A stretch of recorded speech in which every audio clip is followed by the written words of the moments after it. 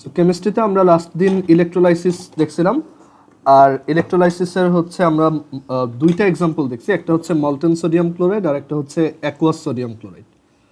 So আজকে আমরা আরও দুইটা এক্সাম্পল দেখব, তারপর দেখব যে ইলেকট্রোলাইসিসের এই রিয়াকশনে কোন কোন বিষয়ের উপর ডিপেন্ডেন্সি আছে, আর এর পাশাপাশি আরও দেখব গ্যালভানিক সেল কি বা ইলেকট্রোকেমিক্যাল সেল কি, ওইগুলো কীভাবে কাজ করে এটসেট্রা।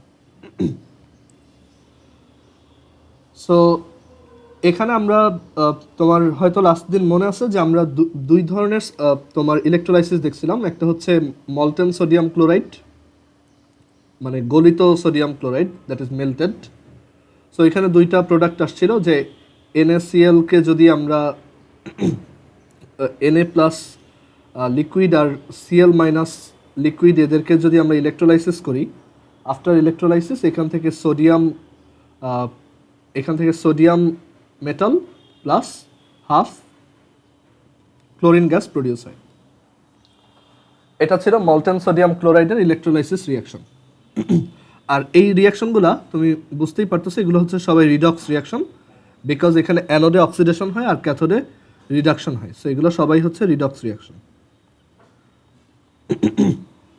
আর এরপর হচ্ছে মলটেন সোডিয়াম ক্লোরাইডের পর আমরা অ্যাকুয়াস সোডিয়াম ক্লোরাইডটা দেখছিলাম বা ব্রাইনের ইলেকট্রোলাইসিস দেখছিলাম।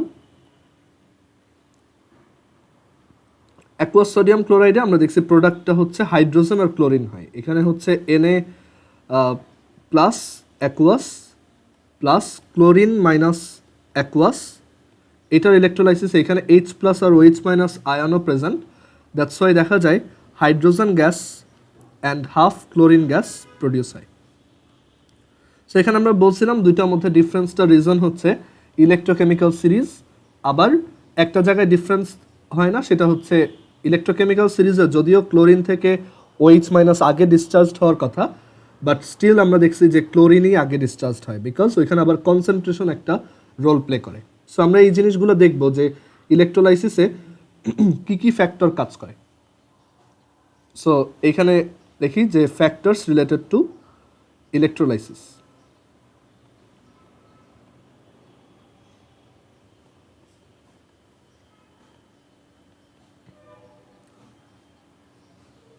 So first of all electrolysis প্রসেসটা খুবই হাইলি ডিপেন্ডেন্ট হচ্ছে ইলেকট্রোকেমিক্যাল সিরিজের উপর, যেটা আমি লাস্ট দিন লিখে দিয়েছিলাম তোমাদেরকে। ক্যাটায়নের জন্য একটা লিস্ট, আবার অ্যানায়নের জন্য আরেকটা। ওই লিস্টটা যদি তোমার ভালো মতো মনে থাকে তুমি যে কোনো ইলেকট্রোলাইসিস নিজেই লিখতে পারবা। সো ইলেকট্রোকেমিক্যাল সিরিজটা আমরা খুব ভালো মতো মনে রাখবো, অ্যান্ড এইটার উপর হচ্ছে ইলেকট্রোলাইসিস ডিপেন্ড করে। বেসিক্যালি এই সিরিজে যারা নিচের দিকে থাকে তারাই আগে ডিসচার্জ হওয়ার টেন্ডেন্সি দেখায়, ওয়েদার ক্যাটায়ন অর অ্যানায়ন। যেমন সোডিয়াম থেকে হাইড্রোজেন নিচে, that's why hydrogen H plus হচ্ছে আগে হাইড্রোজেন হওয়ার ট্রাই করে, দ্যাট ইজ ডিসচার্জড হয়, that is say charge free হতে চায়, তার যে চার্জ আছে সেই চার্জ থেকে সে ফ্রি হয়ে যেতে চায়। সো এটা হচ্ছে একটা ফ্যাক্টর ইলেকট্রোকেমিক্যাল সিরিজ। এটা রিলেটেড ডিসকাশন আমরা লাস্ট দিনই ডিটেলসে করছিলাম, যে নিচের দিকে হচ্ছে ক্যাটায়নের ক্ষেত্রে নিচের দিকে রিডাকশন পটেনশিয়াল বাড়ে, আর অ্যানায়নেরটায় নিচের দিকে অক্সিডেশন পটেনশিয়াল বাড়ে। সো এগুলো আমরা লাস্ট দিন বলে আসছিলাম। সেকেন্ড যে ফ্যাক্টরটা কাজ করে সেটা হচ্ছে ওই যে কনসেন্ট্রেশন অফ ক্যাটায়নস অ্যান্ড অ্যানায়নস, যেটা আমরা এই যে অ্যাকুয়াস সোডিয়াম ক্লোরাইডে খুব ক্লিয়ারলি দেখছি যে ইলেকট্রোকেমিক্যাল সিরিজের একটা এক্সেপশন হয় এই because of concentration of cations and অ্যানায়নস।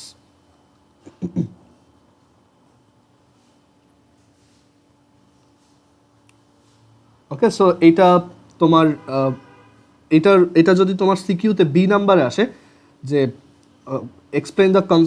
explain the importance of concentration or explain the impact of concentration of cations and anions, তো তখন তুমি এভাবে বলবা যে মানে তখন তুমি এই অ্যাকুয়াস সোডিয়াম ক্লোরাইডের এক্সাম্পলটা দিবা, তখন তুমি এই রিয়াকশনটা দেখায় বলবা বা এই ইলেকট্রোলাইসিসটা এক্সপ্লেন করে বলবা যে এখানে আমাদের এই কন্টেইনারের মধ্যে Na প্লাস Cl মাইনাস তারপর OH মাইনাস H প্লাস এই কয়টা ছিল। So according to electrochemical series OH minus is supposed to be discharged first, but এখানে এক্সেপশনটা হয় যে chlorine ion gets discharged before OH minus. So এটা থেকে আমরা বলতে পারি যে এখানে অ্যাকচুয়ালি এক্সেপশন হচ্ছে। সো এই এক্সেপশনটার রিজন হচ্ছে যে Cl মাইনাসের কনসেন্ট্রেশন এত বেশি OH মাইনাসের কম্প্যারিজনে যে এইটা ওই ইলেকট্রোকেমিক্যাল সিরিজেরও একটা এক্সেপশন ঘটায়। বাট সেম রিজন আবার Na প্লাস আর H প্লাসের মধ্যে বলা যায় না, বিকজ ওইখানে আবার H প্লাসের কনসেন্ট্রেশন Na প্লাস থেকে কম হলেও H প্লাস ইলেকট্রোকেমিক্যাল সিরিজে এত নিচে, মানে তার রিডাকশন পটেনশিয়াল এতই বেশি যে সে Na প্লাসের আগে ডিসচার্জড হয়। সো এই জিনিসগুলো একটু এক্সপ্লেন করে বলতে হবে। অ্যান্ড তুমি বইতে দেখবা যে এখানে এই Cl মাইনাসের যে কনসেন্ট্রেশনটা থাকে এই রিয়াকশানে যে Cl মাইনাসের কনসেন্ট্রেশনটা থাকে এইটা almost 10⁶ Times of OH minus হয়। সো এত হিউজ কনসেন্ট্রেশন গ্যাপের জন্য দেখা যায় যে Cl মাইনাসই আগে ডিসচার্জড হয়। সো আই হোপ এটা বোঝা গেছে। এবার থার্ড ওয়ান হচ্ছে nature of electrode. Nature of electrode, এক এক ধরনের ইলেকট্রোডের জন্য ইলেকট্রোলাইসিসে কিছু চেঞ্জ আসতে পারে। যেমন আমরা যদি ইউজুয়ালি প্লাটিনামের ইলেকট্রোড ইউজ করি, ও সবসময় নর্মাল রেজাল্ট দিবে, মানে ইউজুয়ালি ইলেকট্রোকেমিক্যাল সিরিজে যেরকম হওয়ার কথা ওই টাইপেরই দিবে। বাট তুমি যদি মার্কারির ইলেকট্রোড ইউজ করো সেটা তোমাকে অ্যাবনর্মাল রেজাল্ট দিবে। দ্যাট ইজ তুমি ইলেকট্রোকেমিক্যাল সিরিজে দেখবা যে ওইটা প্রপারলি মেনটেন্ড হচ্ছে না, অন্য আয়ন মানে যেটা আগে ডিসচার্জড হওয়ার কথা সেটা ডিসচার্জড না হয়ে অন্য একটা আয়ন ডিসচার্জড হচ্ছে। সো এটা মনে রাখতে হবে যে প্লাটিনাম ইলেকট্রোড ইজ বেটার, ওইটা নর্মাল রেজাল্ট দেয়, আর মার্কারিটটা হচ্ছে অ্যাবনর্মাল। ওকে, যেমন এই অ্যাকুয়াস সোডিয়াম ক্লোরাইডেরটাই, এখানে যদি এক্সাম্পলটা দিই, তুমি যদি এখানে প্লাটিনাম ইউজ করো তখন তুমি এই প্রোডাক্টটাই পাবা, দ্যাট ইজ হাইড্রোজেন আর হাফ ক্লোরিন। ওকে, এটা হচ্ছে প্লাটিনামের যেটা ইউজুয়ালি হওয়ার কথা। বাট আমরা যদি মানে এখানে অ্যাকচুয়ালি তুমি অ্যানোডে যাই নাও না কেন, আমরা জানি এই ক্লোরিনটা হচ্ছে অ্যানোডে প্রডিউস হয়, এটা হচ্ছে অ্যানোডের প্রোডাক্ট। সো আমরা যদি ক্যাথোড হিসেবে প্লাটিনাম নেই তখন এটা পারফেক্টলি ফাইন, ইউজুয়ালি যে রেজাল্টটা আসার কথা সেটাই আসবে। বাট তুমি যদি এখানে মার্কারি ইউজ করো এইখানে অ্যাবনর্মাল রেজাল্ট আসবে, দ্যাট ইজ এইখানে তখন আর হাইড্রোজেন আগে ডিসচার্জ হবে না, তখন আবার Na প্লাসই আগে ডিসচার্জ হবে। সো তুমি যদি এখানে মার্কারি ইউজ করো তখন যেটা হবে যে এই অ্যাকুয়াস সোডিয়াম ক্লোরাইডের ইলেকট্রোলাইসিসে বিকজ অফ মার্কারি ক্যাথোড তুমি এখান থেকে Na মেটাল আর হাফ ক্লোরিন গ্যাস পাবা, দ্যাট ইজ অ্যাবনর্মাল রেজাল্ট আসবে। সো এই হচ্ছে তিনটা ফ্যাক্টর যাদের উপর ইলেকট্রোলাইসিস ডিপেন্ড করে। ইলেকট্রোলাইসিস টেম্পারেচারের উপরও স্লাইটলি ডিপেন্ডেন্ট, বাট ওইটা আমাদের এখানে ডিসকাস করার কনটেক্সটটা অ্যাকচুয়ালি নাই। আচ্ছা, সো এবার আমরা দেখব যে ইলেকট্রোলাইসিসের আরও কয়েকটা এক্সাম্পল দেখি। আমরা সিলভার নাইট্রেটেরটা দেখব, অ্যালুমিনারটা দেখব, আর পিওর ওয়াটারের ইলেকট্রোলাইসিস দেখব।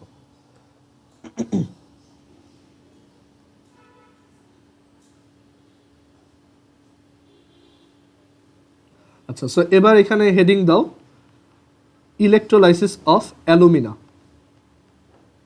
Electrolysis of alumina or aluminium oxide আর কি, alumina which is Al2O3।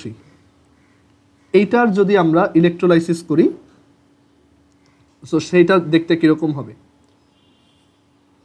So এখানে অ্যাকচুয়ালি ডায়াগ্রাম আঁকার দরকার নাই, আমরা ডিরেক্টলি মানে যখনই তোমাকে এরকম ইলেকট্রোলাইসিস আসবে তো ডায়াগ্রাম আঁকাটা অ্যাকচুয়ালি ম্যান্ডেটরি না, তুমি জাস্ট প্রপারলি যদি রিয়াকশন দেখাইতে পারো তাহলেই হবে। বাট ডায়াগ্রামটা আঁকলে তোমার রিয়াকশনটা লিখতে খুব সুবিধা হয় আর কি। সো আমরা এখানে একটা ডায়াগ্রাম আঁকি, আর এই জায়গাতে আমরা অ্যালুমিনার সলিউশন দিলাম, Al2O3 অ্যাকুয়াস সলিউশন ইউজ করতেছি। সো এখানে actually aluminium ion and oxygen ion এইগুলো থাকবে, aluminium ion and oxygen ion এইগুলো এখানে থাকবে। তো আমাদেরকে এখানে জিজ্ঞেস করা হয়েছে যে এইটার ইলেকট্রোলাইসিস করলে কি হবে? সো ডেফিনেটলি এখানে দুইটা ইলেকট্রোড থাকবে, একটা হচ্ছে ক্যাথোড আর একটা হচ্ছে অ্যানোড।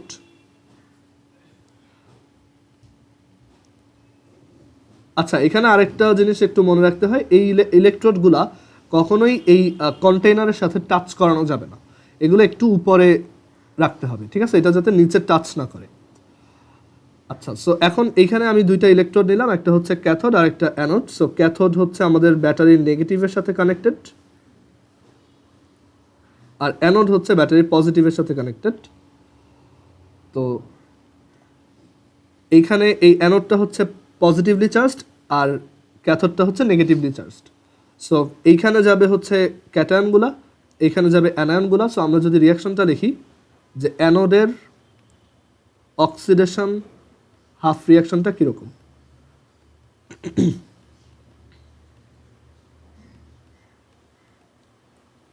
সো অ্যানোডের অক্সিডেশন হাফ রিয়াকশনটা এরকম হবে যে O2 মাইনাস, সে এইখানে গিয়ে দেখো Al2O3 থেকে কিন্তু 3টা O2 মাইনাস ক্রিয়েট হবে। Al2O3 আমরা যদি এরকম রিভার্সিবল রিয়াকশন দেখি, সো সেটা অ্যাকচুয়ালি Al2O3 ডিসোসিয়েটেড হয়ে 2Al3 plus plus 3O2 minus produce করে। তো এই 3O2 মাইনাস এইখানে অ্যানোডে গিয়ে সে তার চার্জ থেকে ফ্রি হইতে চায়। সো দেখো তোমার দুইটা অক্সিজেনে, মানে এই যে একটা O2 মলিকিউলে একটা নেগেটিভ চার্জ, দ্যাট ইজ একটা এক্সেস ইলেকট্রন। আচ্ছা, এখানে আমি তো ভুল লিখছি, এটা হচ্ছে O2 মাইনাস। একটা অক্সিজেনে হচ্ছে দুইটা নেগেটিভ চার্জ, সো 3টা O2 মাইনাসে হচ্ছে টোটাল 6টা নেগেটিভ চার্জ, দ্যাট ইজ 6টা এক্সেস ইলেকট্রন। সো সেই 6টাকে ও ছেড়ে দিবে। আর অ্যানোড মানে ইলেকট্রন লুজ করা।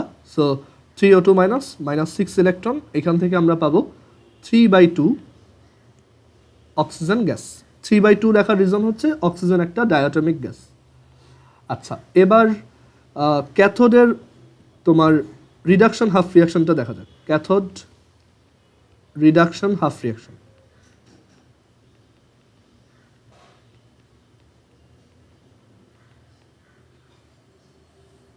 তো ক্যাথোডের রিডাকশন হাফ রিয়াকশনটা এরকম যে এখানে এই দুইটা Al3 প্লাস যে আয়ন আছে তারা গিয়ে এই যে অ্যানোডে তোমার অক্সিডেশনটা হয়েছে, ওইখানে যে 6টা ইলেকট্রন ছেড়ে দেওয়া হয়েছে ওইগুলাই এখান থেকে ট্রান্সফার হয়ে এইখানে আসবে, মানে ওই ব্যাটারির থ্রুতে।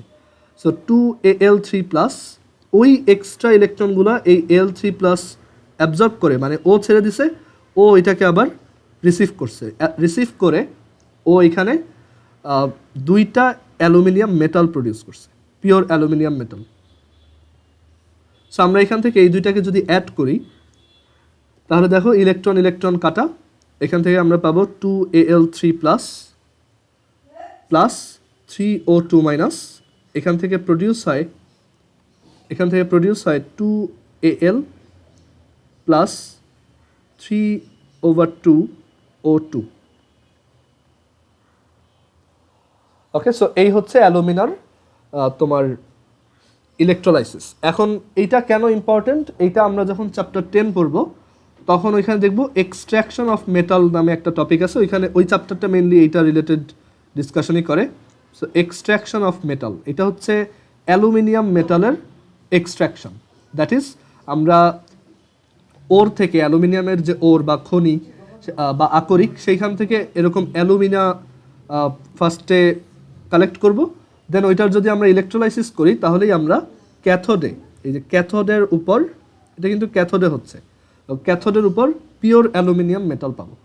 সেটা হচ্ছে মেটাল এক্সট্র্যাক্ট করা, মানে একটা মেটালের ওর থেকে বা তার আকরিক থেকে তাকে এক্সট্র্যাক্ট করা বা বের করে আনা আর কি। সো এইটা ইলেকট্রোলাইসিসের একটা ইউজ। আচ্ছা, এবার এক্সট্রাকশন অফ পিওর মেটাল তাহলে বুঝে গেলাম। এবার আসি আরেকটা ইলেকট্রোলাইসিসের example, which is electrolysis of pure water. আমরা এবার দেখব যে শুধু ওয়াটারেরও অ্যাকচুয়ালি ইলেকট্রোলাইসিস করা যায়, মানে তুমি যদি ওয়াটারের মধ্যে দুইটা ইলেকট্রোড নিয়ে ওর ভিতরে কারেন্ট পাস করাও, ওইখানেও অ্যাকচুয়ালি ইলেকট্রোলাইসিস হয়, কারণ ওয়াটারের মধ্যেও তো ক্যাটায়ন অ্যানায়ন আছে। আচ্ছা, সো এখানে হেডিং দাও electrolysis of pure water.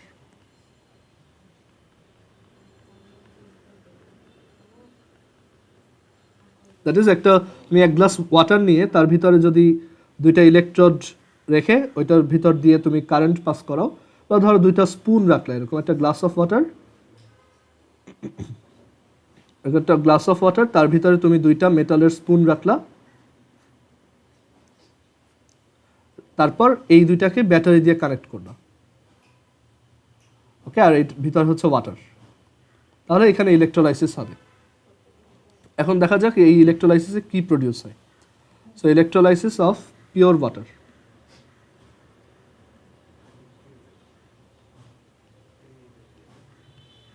Pure water বলতেছি কারণ পিওর ওয়াটার বা এটাকে বলা হয় ডিস্টিলড ওয়াটার, দ্যাট ইজ এই ওয়াটারের মধ্যে অন্য কিছু নাই।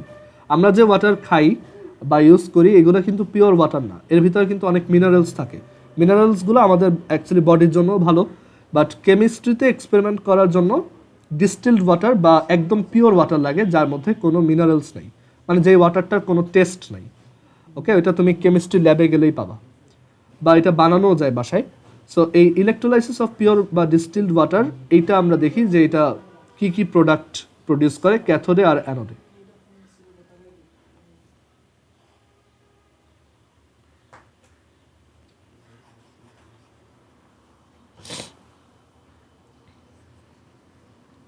সো এখানে হচ্ছে জাস্ট ওয়াটার রাখলাম, এটার ভিতরে মিনারেলস থাকলে যে সমস্যাটা হবে, মিনারেলগুলো কিন্তু অনেক সময় মেটাল। সো যদি মিনারেল থাকে তখন দেখা যাবে ওই ইলেকট্রোলাইসিসটা ওই মেটালের ইলেকট্রোলাইসিস হবে, তখন আর আমরা ওয়াটারের ইলেকট্রোলাইসিসটা অবজার্ভ করতে পারবো না। সো এই H+ আর হচ্ছে OH-। তো এখন এইখানে আমরা ক্যাথোড আর অ্যানোড রাখবো।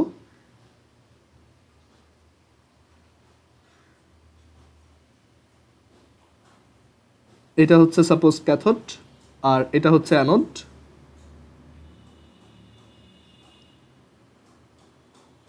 সো আমরা তাদেরকে এরকম ব্যাটারির রেসপেক্টিভলি নেগেটিভ আর পজিটিভ টার্মিনালের সাথে অ্যাড করব, এটা নেগেটিভ টার্মিনালের সাথে আর এটা পজিটিভ।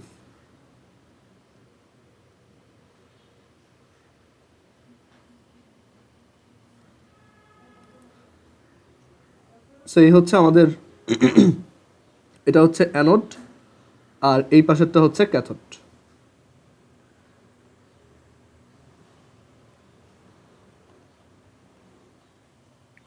আচ্ছা, সো এবার রিয়াকশনটা কীরকম হবে? সো আমরা দেখি ফার্স্টে অ্যানোডের অক্সিডেশন হাফ রিয়াকশন।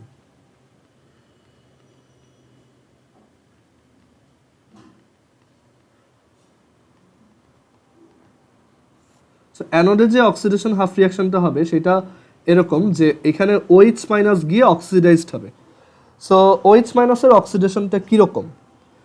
তো এখানে আমাদের ওয়াটারের ভিতর আমরা জানি ওয়াটার হচ্ছে এরকম ডিসোসিয়েটেড অবস্থায় H+ আর OH- অবস্থায় থাকে।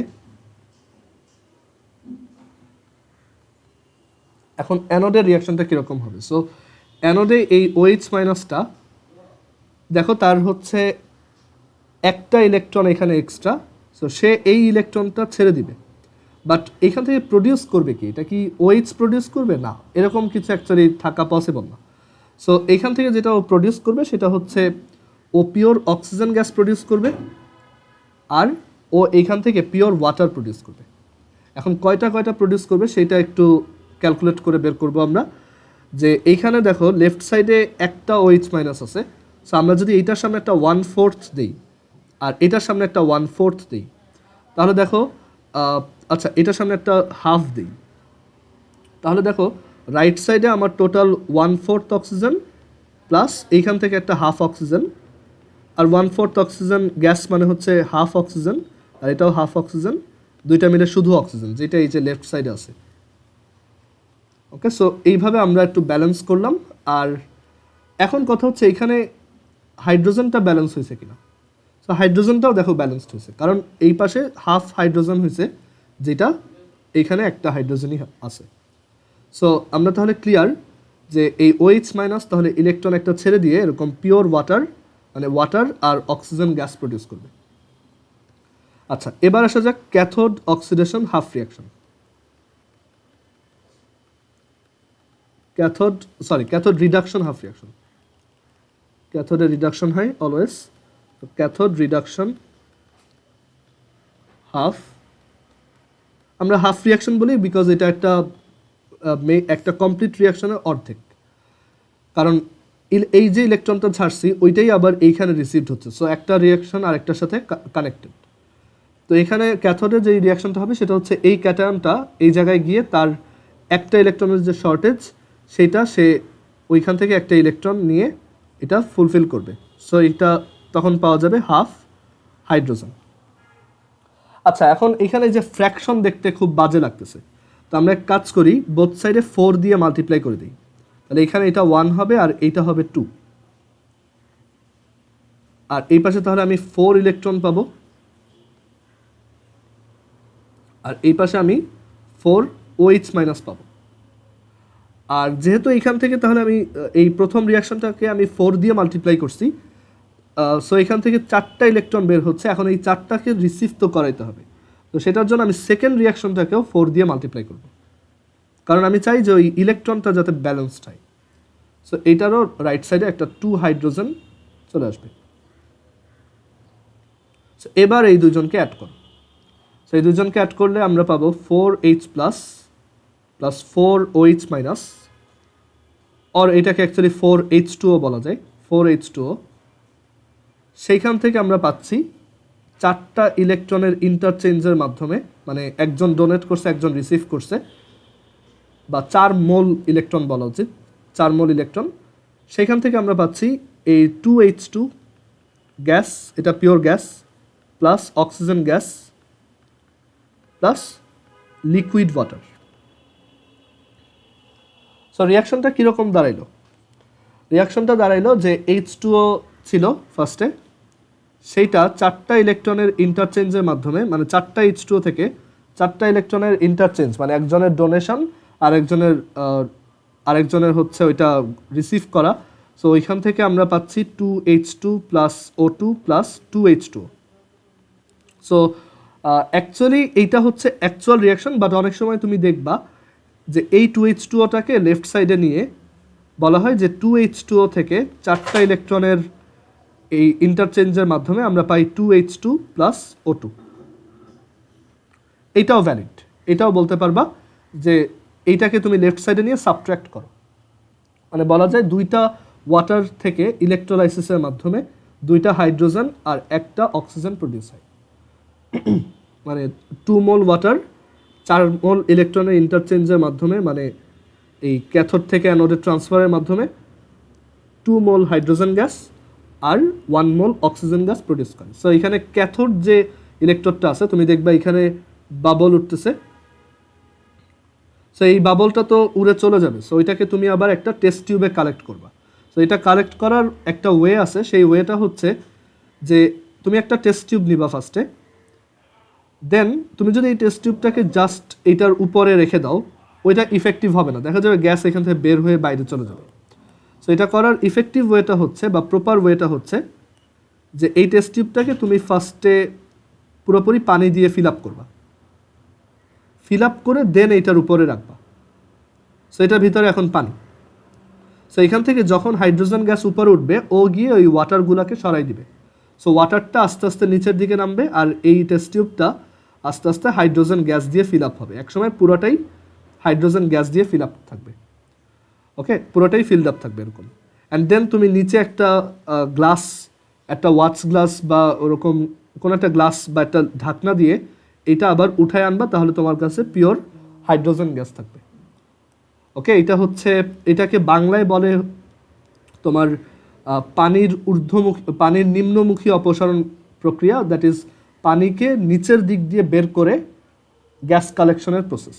তো এইটা একটা খুব ওয়েল নোন প্রসেস যে এইভাবে আমরা যে কোনো রিয়াকশনে গ্যাস কালেক্ট করতে পারি ইউজিং টেস্ট টিউব।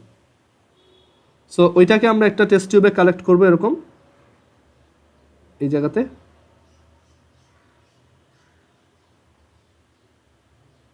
আর এই যে অ্যানোড আছে সেই অ্যানোডে আমরা দেখবো যে এখানে অক্সিজেন গ্যাস প্রডিউস হচ্ছে। সো ওই অক্সিজেন গ্যাসগুলা আমরা আরেকটা টেস্ট টিউবে কালেক্ট করলাম। এখন এখানে যে অক্সিজেন আর হাইড্রোজেন প্রডিউস হয়েছে এটার প্রুফটা কি, মানে আমি এটা কনভিন্সড কিভাবে হব? তো সেটার প্রুফ হচ্ছে যে আমরা জানি হাইড্রোজেন হচ্ছে ফায়ারকে ইগনাইট করে আর কি, মানে আগুন জ্বালায়। তো তুমি যদি এখানে একটা তোমার ম্যাচের লাইট ধরো, একটা মানে ম্যাচের কাঠিকে যদি জ্বালায় এটা সামনে ধরো, দেখবা যে ওইটা হঠাৎ করে খুব জোরে জ্বলা স্টার্ট করছে। আর এই অ্যানোডের যে গ্যাসটা সেইটার ভিতরে যদি একটা ম্যাচের কাঠিকে ধরো, দেখবা যে এটা অনেকক্ষণ ধরে জ্বলতেছে, কারণ ওইখানে অক্সিজেন আছে। অক্সিজেন হচ্ছে ফায়ার জ্বলতে হেল্প করে, আর হাইড্রোজেন হচ্ছে ফায়ারকে জ্বালায়। দুইটা কিন্তু ডিফারেন্ট। সো এইভাবে তুমি এই টেস্টটা করতে পারবা। আর এইভাবে অ্যাকচুয়ালি যে কোনো এক্সপেরিমেন্টেই এই গ্যাস কালেকশনটা করা যায় প্রপারলি। ওকে, কোনো অন্য গ্যাস এখানে তখন এন্টার করতে পারে না। সো আমরা এখানে একটু এটা যদি এক্সপ্লেন করি যে অ্যানোডে যে এই ওয়াটারটা প্রডিউস হইলো সেটা কই গেছে, সেটা অ্যাকচুয়ালি ওই মেইন ওয়াটারে আবার ব্যাক করছে আর কি। আর এর জন্যই বলা হয় যে ওভারঅল, যেহেতু আমি 4টা ওয়াটার নিয়ে স্টার্ট করছিলাম, বাট লাস্টলি যেহেতু 2টা ওয়াটার পাইছি, সো বলা যায় যে একবারে বলা যায় যে 2টা ওয়াটার থেকে অ্যাকচুয়ালি 2টা হাইড্রোজেন আর একটা অক্সিজেন পাচ্ছি। ওকে, সো কারোর কোনো কোশ্চেন আছে এখানে?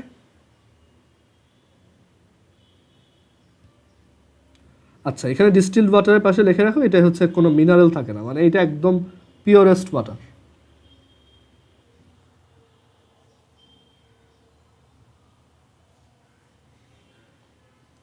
আচ্ছা, এবার আমরা আরেকটা ইলেকট্রোলাইসিস দেখব,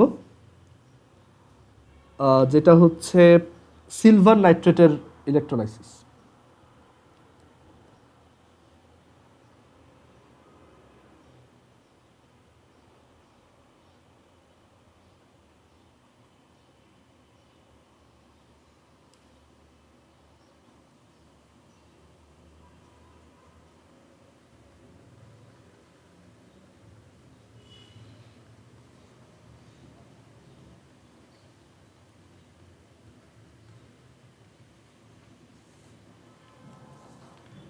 সো ইলেকট্রোলাইসিস অফ সিলভার নাইট্রেটটা কীরকম, আর এটার কিছু ইউজ কেসও আছে, সেগুলো আমরা দেখব। সো সিলভার নাইট্রেটের ফর্মুলা হচ্ছে AgNO3, সিলভার নাইট্রেট। তো এইটাই আমরা ইলেকট্রোলাইসিস পারফর্ম করে দেখব যে কি কি প্রোডাক্ট পাওয়া যায়। ওকে, আচ্ছা, এখানে একটা কোশ্চেন কিন্তু খুব ইম্পর্টেন্ট এমসিকিউর জন্য, এই যে আগেরটাই, যে ওয়াটারের ইলেকট্রোলাইসিসে কয়টা ইলেকট্রন বা কয় মোল ইলেকট্রনের ইন্টারচেঞ্জ হয়, সেটা হচ্ছে 4। ওকে, এটা কিন্তু খুবই ইম্পর্টেন্ট এমসিকিউ কোশ্চেন, অ্যান্ড এটা তুমি পরে অনেক জায়গায় ইউজও করবা, যে ওয়াটার ইলেকট্রোলাইসিসে 4 মোল ইলেকট্রনের ইন্টারচেঞ্জ হয়। ইনফ্যাক্ট এই যে রিয়াকশনটা দেখতেছো, এটা ইউজ করে হাইড্রোজেন ফিউয়েল সেল বানানো হয়, যেটা হচ্ছে স্যাটেলাইট যেগুলো কারেন্টলি আমাদের আর্থকে অরবিট করতেছে, আর্টিফিশিয়াল স্যাটেলাইট, এই আর্টিফিশিয়াল স্যাটেলাইটগুলোতে অ্যাকচুয়ালি এই প্রসেসে, এই ওয়াটারের যে ইলেকট্রোলাইসিস, এই প্রসেসে তোমার এনার্জি প্রডিউস করা হয়। ওকে, মানে ওইখানে এই ওয়াটার ইলেকট্রোলাইসিসের মাধ্যমে হাইড্রোজেন প্রডিউস করা হয়, যেই হাইড্রোজেনটা পরবর্তীতে আবার ফিউয়েল হিসেবে ইউজ করা হয়। সো এটা খুবই ইম্পর্টেন্ট রিয়াকশনের অ্যাকচুয়ালি। আবার পিএইচ মিটার নামক এক ধরনের ডিভাইস আছে, যেটা দিয়ে আমরা ব্লাডের পিএইচ মেজার করতে পারি। ওইটার ভিতরে অ্যাকচুয়ালি ওয়াটারের ইলেকট্রোলাইসিস এই রিয়াকশনটা ফলো করেই হয়। ওইখানে কিছু ক্যালকুলেশনের জন্য এইটা জানা দরকার যে 2 মোল ওয়াটারের ইলেকট্রোলাইসিসে 4 মোল ইলেকট্রন ইন্টারচেঞ্জড হয়। আচ্ছা, এবার আসি সিলভার নাইট্রেট। সো সিলভার নাইট্রেটের ইলেকট্রোলাইসিসে কি পাওয়া যাবে? সো এই হচ্ছে একটা কন্টেইনার, আমরা এটার ভিতর সিলভার নাইট্রেটের সলিউশন রাখলাম। সিলভার নাইট্রেট একটা সল্ট।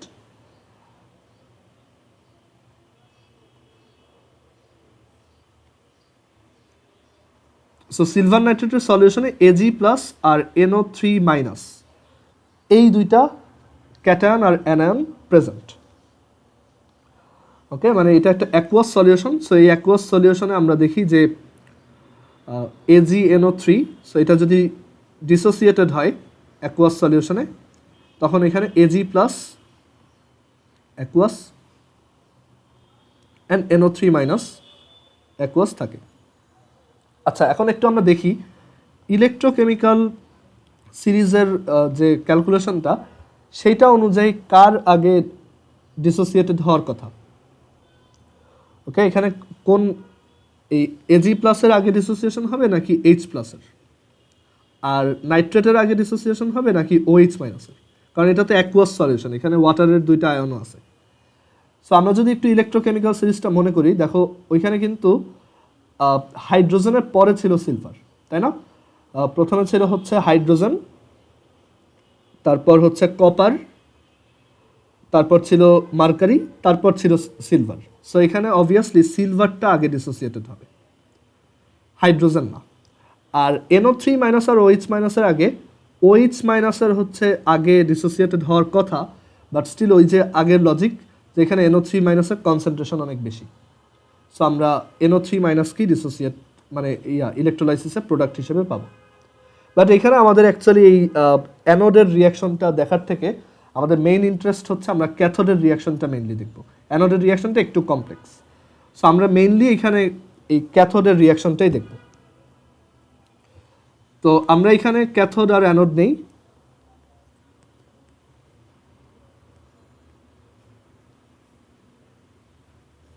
তো এখানে এই ইলেকট্রোড হিসেবে এটা একটু মনে রাখবা, এই সিলভার নাইট্রেটের যে তোমার ইলেকট্রোলাইসিস, হ্যাঁ এটা অন্য ইলেকট্রোড দিয়েও করা যায়, বাট আমরা এইটার এই ইলেকট্রোলাইসিসটার এমন একটা ভার্সন দেখব যেটা আমাদের মানে কাজে লাগতে পারে।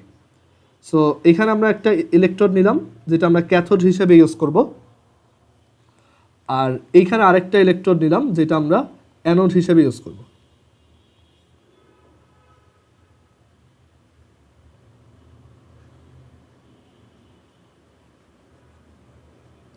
সো আমরা এটাকে ব্যাটারির সাথে কানেক্ট করি।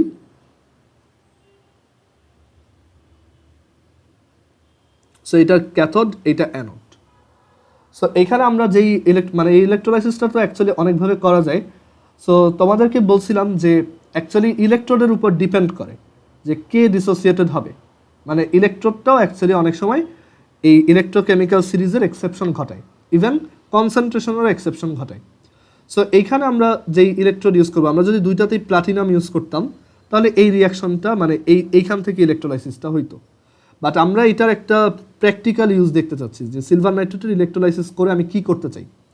সো সেটার মানে একটা প্র্যাকটিক্যাল ইউজ দেখার জন্য আমরা এই জায়গায় যে ইলেকট্রোডগুলো ইউজ করব, মানে এই যে ক্যাথোড, যেটা ক্যাথোডে আমি ইলেকট্রোড হিসেবে ইউজ করব একটা স্পুন বা অন্য যে কোনো মানে অ্যালুমিনিয়ামের স্পুন বা যে কোনো একটা মেটালের স্পুন আর কি। আর এটা তো আমরা বুঝি যে এখানে একটা জিনিস জমা হবে, ক্যাটায়নগুলো জমা হবে। আর এইখানে এই যে অ্যানোড যেটা আছে, এই অ্যানোডে আমরা ইচ্ছা করে এই যেহেতু সিলভার নাইট্রেটের ইলেকট্রোলাইসিস, আমরা এই অ্যানোডটাও সিলভারের নিব। ওকে, এবার আমরা প্লাটিনাম থেকে একটু ডিফারেন্ট একটা ইলেকট্রোড নিব যেটা হচ্ছে সিলভার। সো এই সিলভার নেওয়াতে যেটা হবে, এইখানে খুব উইয়ার্ড একটা ঘটনা ঘটবে, সেটা হচ্ছে এই NO3 মাইনাসটা এবার আর অ্যানোডে যাবে না, উল্টা মানে ওই যে বলছিলাম ইলেকট্রোডের উপর এটা ডিপেন্ড করে, উল্টা এইখান থেকে অ্যানোড ভেঙে ভেঙে নিচে এই ইসের মধ্যে সলিউশনের মধ্যে পড়বে, কারণ এখানে সিলভারের যে অ্যানোডটা নিছো ওইখানে সব অ্যানোড তো সলিড। সো এখানে দেখো কি হয়, এটা ব্যাটারি প্লাস, এটা মাইনাস, সো অ্যানোডটা এখানে প্লাস আর এই ক্যাথোডটা এখানে মাইনাস। সো আমরা ফার্স্টে অ্যানোডের রিয়াকশনটা দেখি। সো এখানে কিন্তু অ্যানোডে ওই NO3 মাইনাস যাবে না, এখানে একটা এক্সেপশনাল কেস যে অ্যানোডে হচ্ছে যে অক্সিডেশনটা হবে, অক্সিডেশনই হবে, বাট রিয়াকশনটা এবার অন্যরকম।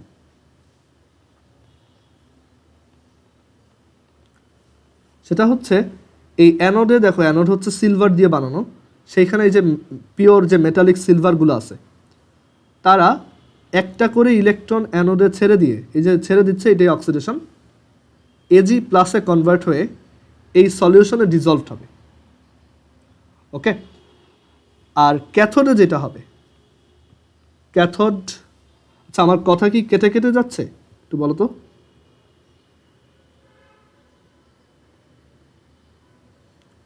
আমাকে কি শোনা যাচ্ছে ঠিক মতো? আচ্ছা, সো ক্যাথোডে যে রিয়াকশনটা হবে দেখো, ক্যাথোড রিডাকশন রিয়াকশন,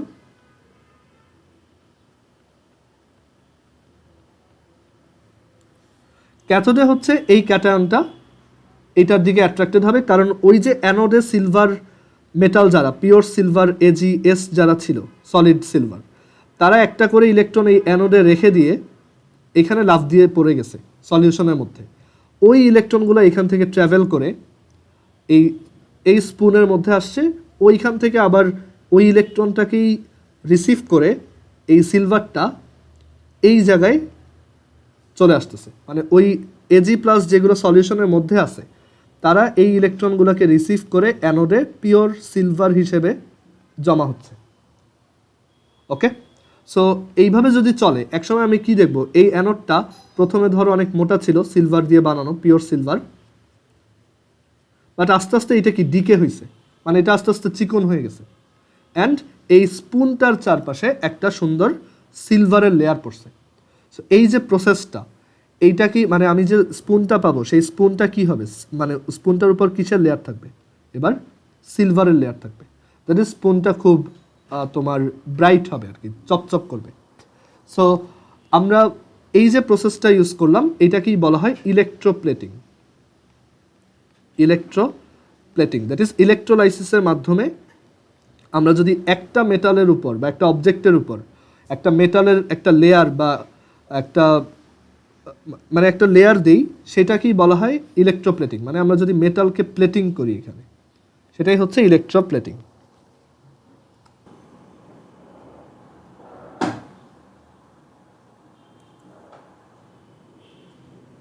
সো এখানে আমরা কি দেখলাম, আমরা দেখলাম যে একটা মেটালিক অবজেক্ট বা মানে যে কোনো একটা অবজেক্টের উপর আমরা একটা মেটালের একটা লেয়ার ক্রিয়েট করলাম বা আমরা এটাকে কোটিং করলাম, ঠিক আছে, এটাকে এভাবে বলা হয় যে আমরা মেটাল কোটিং করছি। ওকে, সো এই প্রসেসটাই হচ্ছে ইলেকট্রোপ্লেটিং। সো পরীক্ষায় যদি আসে ইলেকট্রোপ্লেটিং কি, বলবা যে by the means of electrolysis the process of creating a layer of a metal over an object is called electroplating. Okay, so একটা অবজেক্টের উপর আমরা যদি একটা মেটালের লেয়ার ক্রিয়েট করি বাই ইলেকট্রোলাইসিস, সেটাই হচ্ছে ইলেকট্রোপ্লেটিং। অ্যান্ড এই ইলেকট্রোপ্লেটিংয়ের অনেক বেনিফিট আছে। সেটা হচ্ছে আমরা জানি আয়রনের উপর হচ্ছে, আয়রন যদি তুমি ইয়া অবস্থায় ওয়াটার বা এয়ারের টাচে রেখে দাও, তখন দেখা যায় ওটার উপর রাস্ট ক্রিয়েট হয়। সো আমরা এই রাস্ট প্রিভেনশন করতে পারি by the means of electroplating. That is আমরা ইলেকট্রোপ্লেটিং ইউজ করে রাস্ট প্রিভেনশন করতে পারি। সো আমরা একটা মেটালের স্পুনের উপর যদি সিলভারের লেয়ার দিই, এখানে যদি সিলভার দিয়ে এটাকে প্লেটিং করি বা কোটিং করি, তখন এইটার উপর আর রাস্ট ক্রিয়েট হবে না। ওকে, এটা তখন অনেক দিন ইউজ করা যাবে। ওকে, সো এইটা হচ্ছে ইলেকট্রোপ্লেটিংয়ের একটা খুব কমন ইউজ। ইলেকট্রোপ্লেটিংয়ের আরও ইউজ আছে।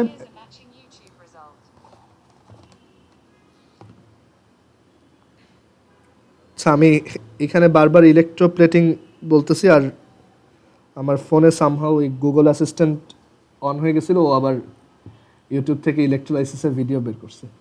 আচ্ছা, সো এখানে এই যে ইলেকট্রোপ্লেটিং করে আমরা একটা মেটালের উপর আরেকটা মেটালের একটা লেয়ার ক্রিয়েট করতে পারি। সো এটা তোমার রাস্ট প্রিভেনশনের জন্য ইউজ করা যেতে পারে। তারপর অ্যাকচুয়ালি এখন কোনো মেটালই এরকম নাই যেটার উপর ইলেকট্রোপ্লেটিং করা হয় না। ইন্ডাস্ট্রিয়াল স্কেলে তুমি দেখবা, তুমি যদি টিন কিনতে চাও দেখবা যে টিনের উপর অন্য একটা মেটালের একটা লেয়ার দেওয়া থাকে, যাতে ওই টিনটা অনেক দিন তোমার ইউজ করা যেতে পারে। ওকে, সো এই প্রসেসটাই হচ্ছে ইলেকট্রোপ্লেটিং। এখন এই ইলেকট্রোপ্লেটিংয়ের কিছু আলাদা আলাদা মেটালের জন্য এই ইলেকট্রোপ্লেটিংয়ের কিছু নাম আছে। যেমন একটা হচ্ছে গ্যালভানাইজিং। সো আমরা এখানে একটু এই নামগুলো লিখি।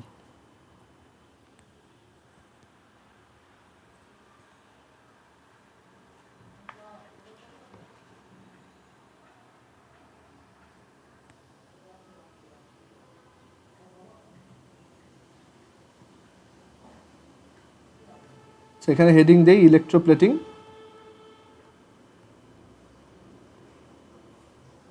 সো এই ইলেকট্রোপ্লেটিংয়ের কিছু ইউজ এখানে দেখি। ফার্স্ট অফ অল এটা হচ্ছে রাস্ট প্রিভেনশনের জন্য ইউজ হয়, rushed prevention on iron.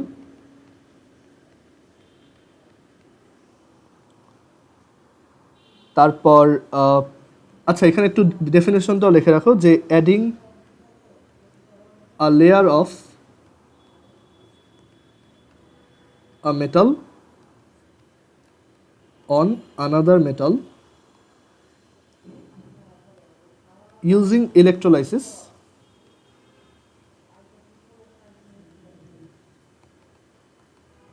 is called electroplating.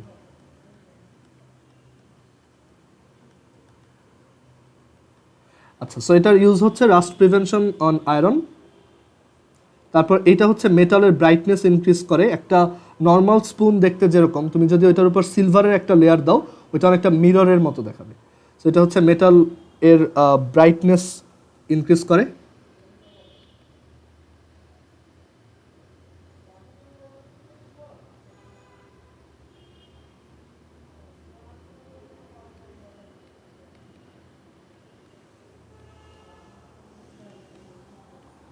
ওকে, তারপর মেটাল লং লাস্টিং হয়।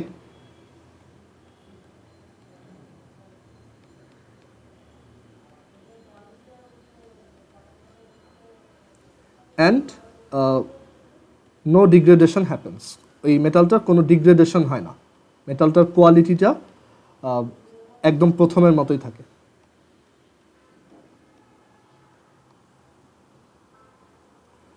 তারপর মেটাল বিকামস লেস রিঅ্যাক্টিভ। তুমি যদি একটা মেটালের উপর আরেকটা মেটাল দিয়ে ইলেকট্রোপ্লেটিং করো, সো তুমি যদি একটু একটা মেটালের উপর একটা লেস রিঅ্যাক্টিভ মেটাল দিয়ে ইলেকট্রোপ্লেটিং করো, রিঅ্যাক্টিভ বলতে ওই যে আমরা ইলেকট্রোকেমিক্যাল সিরিজে যেটা পড়ছিলাম ওইটা কিন্তু অ্যাকচুয়ালি রিঅ্যাক্টিভিটি সিরিজও, এটা আমরা পরে আবার দেখব। So metal becomes less reactive. So এইখানে যেটা বলতে চাচ্ছি যে ধরো আমার কাছে যদি আয়রনের স্পুন থাকে, এই আয়রনের স্পুন থাকে, এখন আয়রনের স্পুন আমি যদি ধরো যে কোনো কিছুর মধ্যে, ধরো সালফিউরিক অ্যাসিডের মধ্যে আমি আয়রনের স্পুনকে ডিজলভ করলাম, তো এটা যদি আয়রনের হয় পিওর, তখন দেখা যাবে ওইটা ওর মানে আয়রন হচ্ছে অনেক বেশি রিঅ্যাক্টিভ। সো যখনই আমি সালফিউরিক অ্যাসিডে দিব, রিঅ্যাক্টিভ বলতে বোঝায় যে ও খুব তাড়াতাড়ি চার্জ অ্যাকোয়ার করতে চায়। দ্যাট ইজ দেখা যায় ও দুইটা ইলেকট্রন ছেড়ে দিয়ে Fe2+ কনভার্ট হয়ে যাবে। তো তখন এই স্পুনটা ডিগ্রেডেড হবে, দ্যাট ইজ ও ডিকে হওয়া স্টার্ট করবে। সো এইটা যদি আমি প্রিভেন্ট করতে চাই, আমি যদি এই স্পুনটাকে প্রপারলি সব জায়গায় ইউজ করতে চাই, এইটার উপর আমরা একটা লেস রিঅ্যাক্টিভ মেটাল দিয়ে লেয়ার দিয়ে দিব। সো আয়রনের থেকে সিলভার অনেক লেস রিঅ্যাক্টিভ, কারণ ইলেকট্রোকেমিক্যাল সিরিজে তোমার যদি মনে থাকে যে আয়রন দেন ছিল টিন, তারপর লিড, তারপর অনেক নিচে ছিল সিলভার। সো তুমি যদি এখানে সিলভার দিয়ে একটা লেয়ার দাও, সিলভার হচ্ছে আয়রনের থেকে অনেক লেস রিঅ্যাক্টিভ। দ্যাট ইজ সিলভারের অত ইচ্ছা নাই যে সে একটা ইলেকট্রন ছেড়ে দিয়ে ক্যাটায়নে কনভার্ট হবে। সিলভার আরও উল্টাটা চাই। সিলভার দেখা যায় ক্যাটায়ন থাকলে সে চার্জটা তাড়াতাড়ি ছেড়ে দিতে চায়, কারণ তার রিডাকশন পটেনশিয়াল অনেক বেশি, বা সে অনেক লেস রিঅ্যাক্টিভ। সো এর জন্য এই আমরা বলতে পারি যে মেটালটা লেস রিঅ্যাক্টিভ হয়, বা যেই অবজেক্টটা আমি ইলেকট্রোপ্লেটিং করব সে অনেক বেশি, তাকে অনেক বেশি ইউজ করা যাবে সব জায়গায়।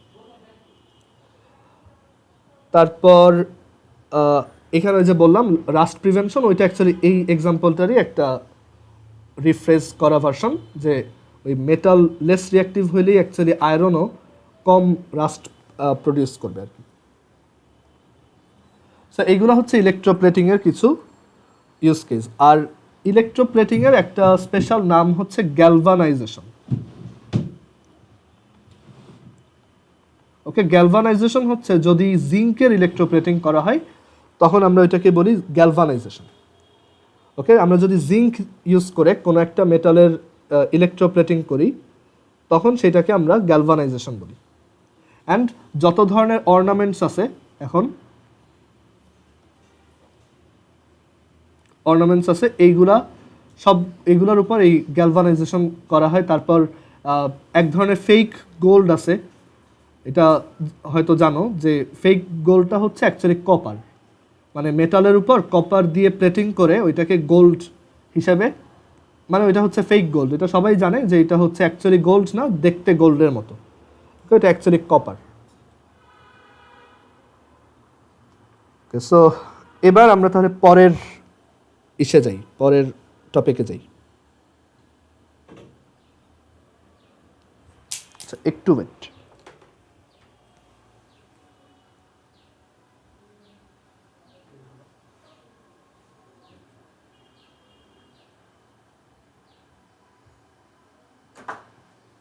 আচ্ছা, এখানে আরও কয়েকটা জিনিস একটু লিখে দেই যে এই অর্নামেন্টসের উপরে গোল্ডের মতো ব্রাইটনেস দেওয়ার জন্য আমরা যেসব মেটাল ইউজ করি সেগুলো হচ্ছে কপার, তারপর হচ্ছে ক্রোমিয়াম, এরপর নিকেল, ওকে, ইভেন সামটাইমস গোল্ড,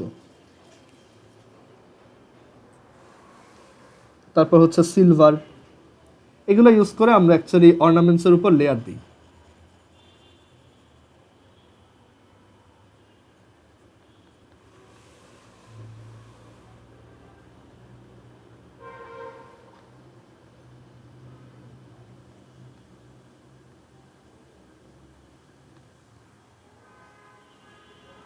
ওকে, আর আরেকটা খুব কমন হচ্ছে আমরা যত ওয়্যার ইউজ করি সেগুলো সব হচ্ছে কপারের। সো ওই ওয়্যারের উপরেও অ্যাকচুয়ালি ইলেকট্রোপ্লেটিং করা হয় কপার ইউজ করে। আচ্ছা, সো এইগুলা একটু বই থেকে পড়বা। আর এবার আমরা দেখি যে এই ওভারঅল এই ইলেকট্রোলাইসিসের আর কি কি ইউজ আছে। সো আমরা একটা দেখছি এখানে, সেটা হচ্ছে ইলেকট্রোপ্লেটিং। তারপর দেখলাম হচ্ছে এই ইলেকট্রোলাইসিস অফ পিওর ওয়াটার, এটার তো এমনিতেই অনেক ইউজ কেস আছে, পিএইচ মিটার, তারপর হচ্ছে হাইড্রোজেন ফিউল সেল, এটা লিখে রাখো, পিএইচ মিটার আর হাইড্রোজেন ফিউল সেল, এইসব জায়গায় এই ইলেকট্রোলাইসিসটা ইউজ হয়। আর এই যে এক্সট্রাকশন অফ মেটাল, এইটা এই ইলেকট্রোলাইসিসের আরেকটা ইম্পর্টেন্ট ইউজ, যে আমরা একটা মেটালের ওর থেকে, এটা হচ্ছে মেটালের ওর থেকে পিওর মেটাল এক্সট্রাক্ট করতে পারি বা মেটালকে পিওর করতে পারি।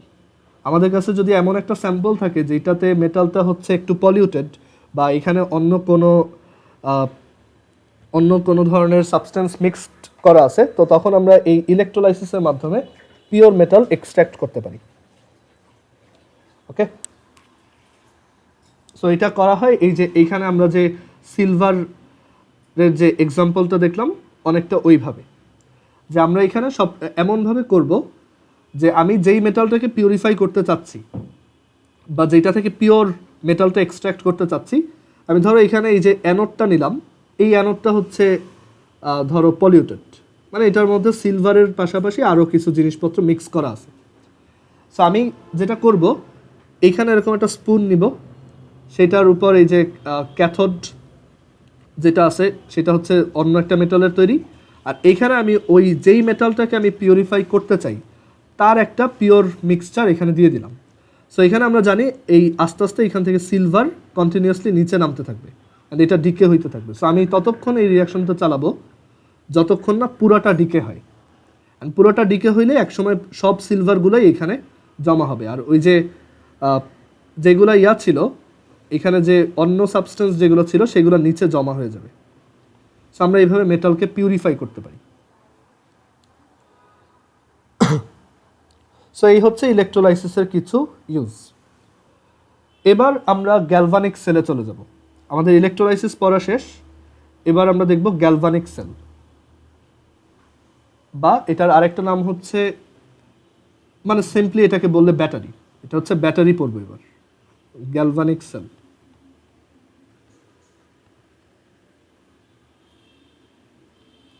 और এটাকে ইলেকট্রোকেমিক্যাল সেলও বলে, और তুমি এটাকে সিম্পলি একটা ব্যাটারি হিসেবে চিন্তা করতে পারো। মানে একটু আগে আমরা এই যে ইলেকট্রোলাইসিসে যে ব্যাটারি ইউজ করছি সেটার ভিতরে তো কেমিক্যাল আছে, তাই না? ওইগুলা কিভাবে কাজ করে এখন ওইটা শিখবো। সো একটু আগে আমরা যেটা করছি, আমরা ইলেকট্রিক এনার্জি বাইরে থেকে সাপ্লাই দিছি, অ্যান্ড দেন ওইটা কেমিক্যাল এনার্জিতে স্টোর হয়েছে। এখন তুমি বলতে পারো এই এনার্জিটা স্টোর কোথায় হইলো? সেটা হচ্ছে এই যে আমাদের পিওর যে মেটালগুলো ক্রিয়েট হয়েছে, এই যে যেমন সিলভার, তারপর অন্যান্য কেজে যেসব পিওর প্রোডাক্টগুলো আমরা পাইছি, ওইটার ভিতরে এই এনার্জিটা কেমিক্যাল এনার্জি হিসেবে এখন স্টোরড আছে। সো আমরা তাহলে রিভার্সটাও করতে পারি, যেহেতু এনার্জি কনজারভেটিভ। সো আমরা তাহলে পিওর কিছু সাবস্টেন্স থেকে ওই কেমিক্যাল এনার্জিটাকে সামহাও আবার ইলেকট্রিক এনার্জিতে কনভার্ট করতে পারবো, অ্যান্ড ব্যাটারিতে এটাই ইউজ করা হয়। সো আমরা দেখি গ্যালভানিক সেল, একটা বেসিক গ্যালভানিক সেল কীভাবে কাজ করে, মানে ব্যাটারি কীভাবে কাজ করে বা ব্যাটারি কীভাবে এনার্জি বা কারেন্ট প্রডিউস করে। সো আমরা এখানে খুবই বেসিক একটা গ্যালভানিক সেল দেখব। অ্যাকচুয়ালি অনেক ধরনের গ্যালভানিক সেল হয়, 1 কম্পার্টমেন্ট, 2 কম্পার্টমেন্ট। আমরা ফার্স্টে 2 কম্পার্টমেন্ট একটা গ্যালভানিক সেল দেখব, বা 2 chamber galvanic sell.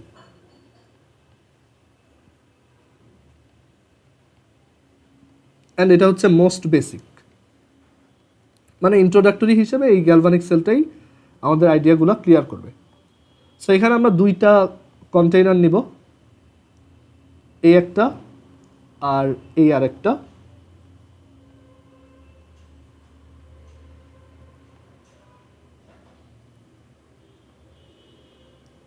Single compartment galvanic sell হচ্ছে যেগুলো আমরা তোমার ইউজুয়ালি রিমোটের ব্যাটারি যেগুলো, ওইগুলো হচ্ছে সিঙ্গেল কম্পার্টমেন্ট। বাট ওইটা বোঝার আগে 2 চেম্বারটা বুঝে নিলে আমরা ওইটাও ইজিলি এক্সপ্লেন করতে পারবো। সো এই একটা কম্পার্টমেন্ট, এই একটা কম্পার্টমেন্ট বা চেম্বার, বা 2টা কন্টেইনার আর কি, বা কনিক্যাল ফ্লাস্ক, তো সরি বিকার। এবার আমরা এখানে 2টাতে যেটা রাখবো সেটা হচ্ছে 2 ধরনের সলিউশন রাখতে হবে। তো এইটা একটা সলিউশন, আর এখানে আরেকটা সলিউশন। তো গ্যালভানিক সেল বিল্ড করার আইডিয়া হচ্ছে, আমরা যে ইলেকট্রোকেমিক্যাল সিরিজ পড়ে আসছি, ইলেকট্রোকেমিক্যাল সিরিজ যেটা পড়ে আসছি ফর মেটালস, এটা অ্যাকচুয়ালি এটার আরেকটা নাম হচ্ছে রিঅ্যাক্টিভিটি সিরিজ। রিঅ্যাক্টিভিটি সিরিজ, এই সিরিজে যে যত উপরে সে তত বেশি রিঅ্যাক্টিভ। একটু এটা একটা এক্সাম্পল দিলেই এটা বুঝতে পারবো। আগে আমরা সিরিজটা একটু সাইডে লিখি, যে লিথিয়াম, পটাশিয়াম, সোডিয়াম, তারপর হচ্ছে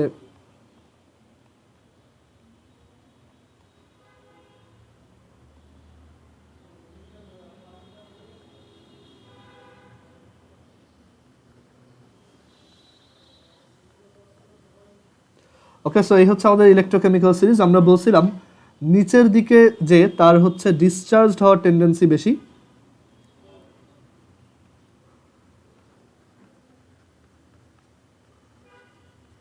তার হচ্ছে ডিসচার্জড হওয়ার টেন্ডেন্সিটা হাইয়েস্ট,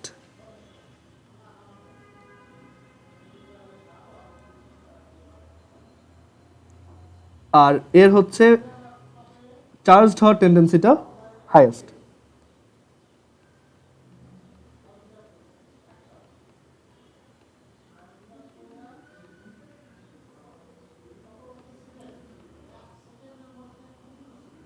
ওকে, তো এখন এইখানে এই উপরের দিকে যত উঠব তত এই মেটালগুলা বেশি রিঅ্যাক্টিভ। এই নিচ থেকে উপরে হচ্ছে ওরা রিঅ্যাক্টিভিটির দিক দিয়ে মানে ওদের রিঅ্যাক্টিভিটি ইনক্রিজ হয় আর কি। মানে লিথিয়াম হচ্ছে জিঙ্কের থেকে বেশি রিঅ্যাক্টিভ, বা সোডিয়াম হচ্ছে আয়রনের থেকে বেশি রিঅ্যাক্টিভ। রিঅ্যাক্টিভ বলতে বোঝায় অন্য কোনো এলিমেন্টের সাথে ওরা যখন রিঅ্যাকশনে যাবে ওরা রিঅ্যাকশনটা পারফর্ম করবে, বেশি বেশি পারফর্ম করবে। তো যেমন আমরা যদি ধরো এই আয়রনের কথা চিন্তা করি, আয়রন আর কপারের জন্য চিন্তা করি, আমরা যদি আয়রনকে এই সালফিউরিক অ্যাসিডের মধ্যে মিক্স করি তখন দেখা যাবে এখান থেকে আয়রন সালফেট আর হাইড্রোজেন গ্যাস প্রডিউস হবে। দ্যাট ইজ আয়রন অনেক রিঅ্যাক্টিভ, ও এখানে গিয়ে রিয়াকশনটা করছে, ও এখানে গিয়ে দেখছে ও যদি 2টা ইলেকট্রন ছেড়ে দেয়, ওর তো এমনিতেও 2টা ইলেকট্রন ছেড়ে দেওয়ার টেন্ডেন্সি ভালোই, সো 2টা ছেড়ে দিয়ে এই হাইড্রোজেনকে ধাক্কা দিয়ে বের করে এই সালফেটের সাথে ও নতুন কম্পাউন্ড ফর্ম করবে। বাট উল্টাটা ট্রু না, মানে এই আয়রন সালফেট আর হাইড্রোজেন রিয়াক্ট করে এই আয়রন আর সালফিউরিক অ্যাসিড প্রডিউস করবে। এটা ট্রু না কেন? কারণ আয়রনের এই ডিসচার্জড হওয়ার টেন্ডেন্সিটা অত বেশি না। কারণ দেখো এইখানে ও আছে +2 অবস্থায়, এইখানে গেলে ওর 0 অবস্থায় আসতে হবে, সো এইটা ও অত বেশি পছন্দ করে না। ওকে, বাট এই সেম জিনিসটাই আমরা যদি কপারের জন্য দেখি, ধরো কপার প্লাস সালফিউরিক অ্যাসিড, এইখানে কোনো রিয়াকশন হবে না। এটা খুব পপুলার এমসিকিউ কোশ্চেন, যে কপারের সাথে সালফিউরিক অ্যাসিড অ্যাড করলে কি হয়? কোনো রিয়াকশন পারফর্ম হয় না।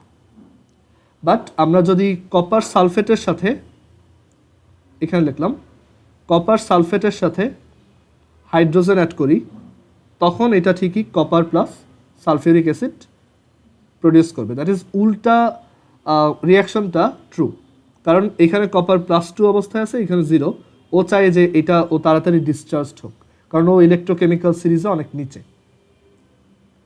ওকে, সো আমি এটা একটু মুছে দিই। সো এখান থেকে বলা যায় যে ইলেকট্রোকেমিক্যাল সিরিজে যে যত উপরে সে তত রিঅ্যাক্টিভ, মানে সে তত বেশি আয়নিক অবস্থায় থাকতে চায়, আর যে যত আয়নিক অবস্থায় থাকবে সে তত বেশি রিয়াকশন করবে। বাট এই যে নিচের দিকে যারা, যেমন এজি প্লাস, সে চায় যে সে সিলভার হয়ে যাক, সো সে পরে আর রিয়াকশন করতে পারবে না। সো এর জন্যই যত নিচ থেকে উপরে যাবা রিঅ্যাক্টিভিটি বাড়বে।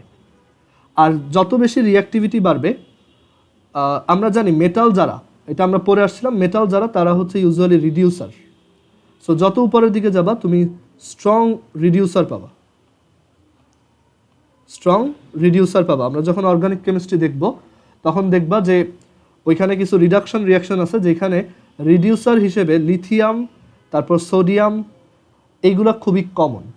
দ্যাট ইজ এগুলো ইউজ করে রিডাকশন রিয়াকশনগুলো করা হয়, ওরা খুবই স্ট্রং রিডিউসার বা বিজারক। আচ্ছা, সো এই হচ্ছে রিঅ্যাক্টিভিটি সিরিজ। তো এখন গ্যালভানিক সেলের আইডিয়াটা হচ্ছে আমরা দুইটা আলাদা আলাদা রিঅ্যাক্টিভিটির বা দুইটা আলাদা আলাদা এরকম প্রায়োরিটির মেটাল নিব অ্যান্ড তাদের সলিউশন নিব। তো একদম মোস্ট বেসিক গ্যালভানিক সেল যেটা ইন্ট্রোডাক্টরি লেভেলে শেখানো হয়, সেটার জন্য হচ্ছে এই জিঙ্ক আর কপারের এক্সাম্পলটা নেওয়া হয়। আচ্ছা, জিঙ্ক আর কপারের মধ্যে সো আইডিয়াটা হচ্ছে এরকম, এখানে লিখে রাখো, comparatively more reactive metal, comparatively more reactive যে মেটাল, মানে যেই দুজনকে তুমি চুজ করবা এই গ্যালভানিক সেল বানানোর জন্য, তো কম্পারেটিভলি মোর রিঅ্যাক্টিভ মেটালটা হচ্ছে অ্যানোড হিসেবে কাজ করবে। কেন করবে একটু পরেই বুঝবা। সো আমি যদি জিঙ্ক আর কপার নিই তাহলে এখানে জিঙ্ক হচ্ছে আমাদের অ্যানোড হবে। ওকে, আর এখানে পরে লিখে রাখো কম্পারেটিভলি লেস রিঅ্যাক্টিভ মেটাল, এই দুজনের মধ্যে কম্পারেটিভলি যে লেস,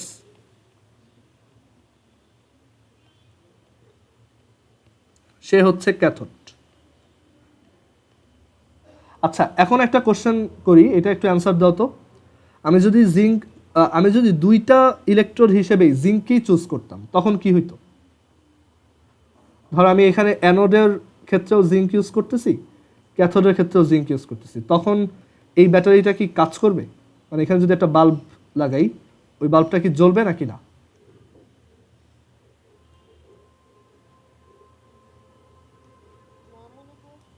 হ্যাঁ, আইডিয়াল কেসে এটা জ্বলবে না, বাট এটাকে জ্বালানো পসিবল। সেটা হচ্ছে যদি এইখানে আবার দুইটা সলিউশন রাখতে হয়, সো ওই দুইটা সলিউশনের যদি আবার কনসেন্ট্রেশন ডিফারেন্ট হয় তখন দেখা যায় এই ব্যাটারিটা আবার কাজ করবে। বাট ওইটা আমরা উপরের ক্লাসে উঠলে শিখবো।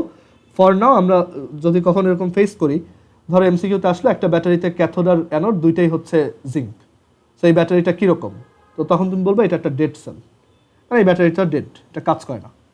আচ্ছা, এবার আমরা দেখি যে আসলে এখানে কিভাবে কাজ করতে হবে, মানে একটা গ্যালভানিক সেলের মেকানিজমটা কি। আর এই জায়গায় আরেকটা কথা লিখে রাখো যে each electrode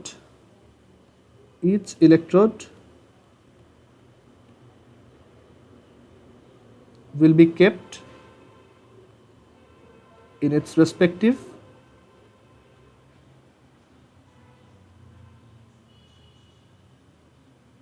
in its related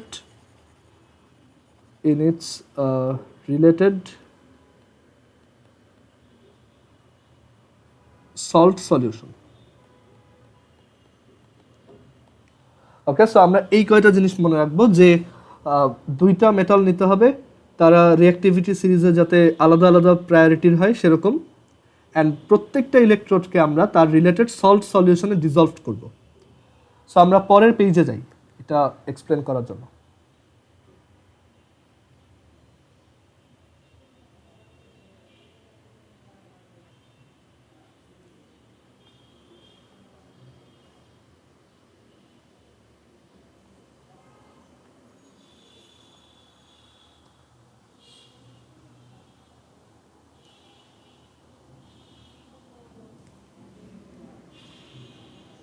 so দুইটা কম্পার্টমেন্ট, একটা হচ্ছে ফর অ্যানোড আর একটা হচ্ছে ক্যাথোড। আমরা এখানে জিঙ্ক আর কপার ইউজ করে একটা ব্যাটারি বানাইতে চাইতেছি।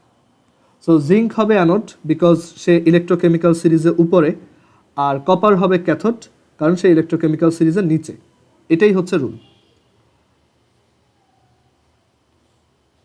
আচ্ছা, সো এবার আমরা এই লেফট সাইডটা ধরো জিঙ্ক রাখবো। সো এখানে আমরা একটা জিঙ্ক এর ইলেকট্রোড রাখলাম। অ্যান্ড ওই যে বলছিলাম প্রত্যেকটা ইলেকট্রোডকে হচ্ছে তার রিলেটেড সল্টের সলিউশনে রাখতে হবে। সো জিঙ্কের একটা কমন সল্ট আমরা যদি নাম মেনশন করি, ধরো জিঙ্ক সালফেট। সো আমরা এখানে জিঙ্ক সালফেটের সলিউশনের মধ্যে ওকে ডুবাই রাখবো।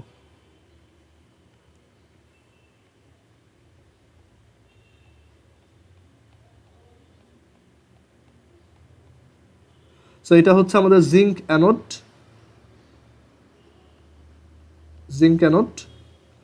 আর এই সলিউশনটা হচ্ছে জিঙ্ক সালফেট সলিউশন।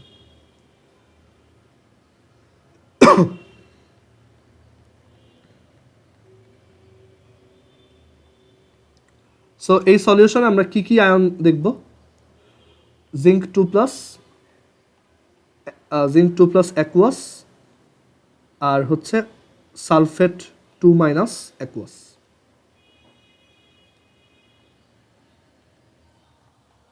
আর এটা হচ্ছে জিঙ্ক অ্যানোড।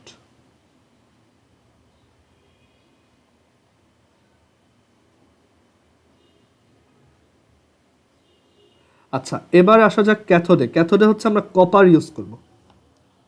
আচ্ছা, জিঙ্কের এটাকে সাদা কালার দেই কারণ জিঙ্ক ইউজুয়ালি সাদা, আর কপারটা হচ্ছে গোল্ড কালার।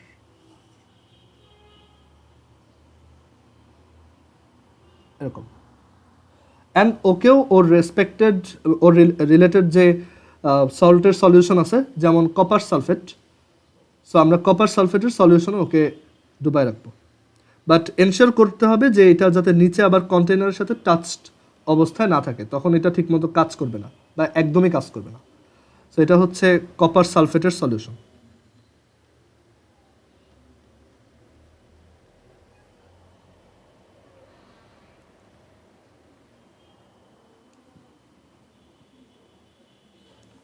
আচ্ছা, সো এখানে আমরা কপার সালফেটের সলিউশন রাখলাম, যার ভিতরে ডেফিনেটলি কপার 2+ অ্যাকুয়াস আয়ন আছে আর সালফেট 2- অ্যাকুয়াস আয়ন আছে। তো এখন আমরা যদি এই দুইটাকে একটা ওয়্যার দিয়ে কানেক্ট করি, এরকম এইটাকে যদি, এই দুইটাকে যদি ওয়্যার দিয়ে কানেক্ট করি,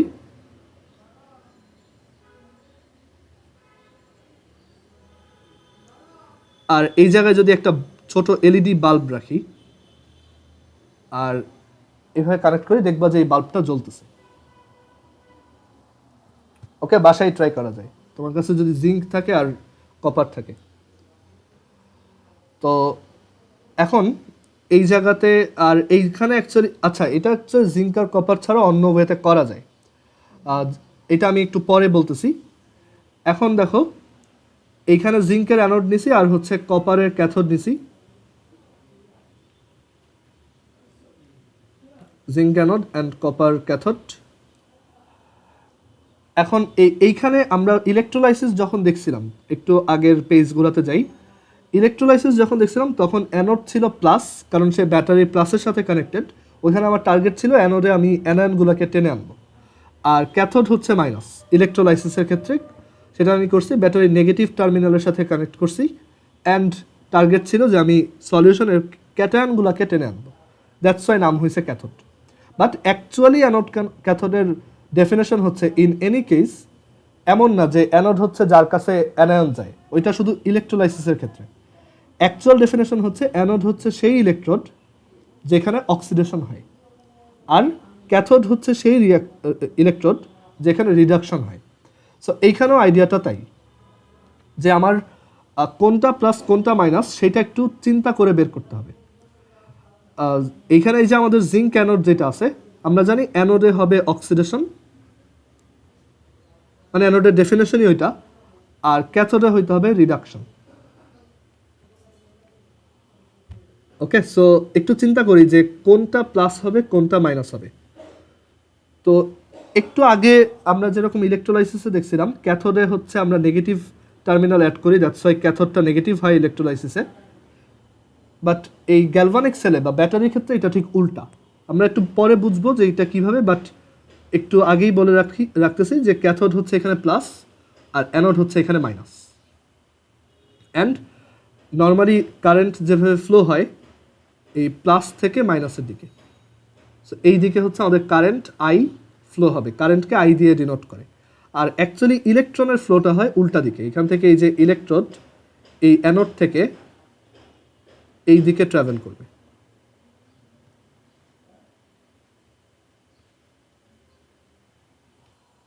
আর কারেন্ট ফ্লোটা হচ্ছে তার উল্টা দিকে, মানে ইলেকট্রন হচ্ছে নেগেটিভ থেকে পজিটিভের দিকে যায় আর কারেন্ট হচ্ছে পজিটিভ থেকে নেগেটিভের দিকে যায়। সো এখন দেখি কেন এইটা নেগেটিভ, এটা কেন পজিটিভ। সো জিঙ্ক হচ্ছে সেই ইলেকট্রোড যেটাতে অক্সিডেশন হবে, অ্যান্ড আমরা ইচ্ছা করি এখানে জিঙ্ক নিছি কারণ আমরা জানি জিঙ্ক হচ্ছে ইলেকট্রোকেমিক্যাল সিরিজের উপরের দিকে যে কিনা চার্জড হইতে চায়, সে reactive.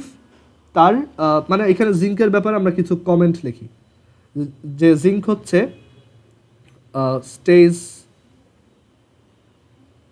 Stage upper in electrochemical series,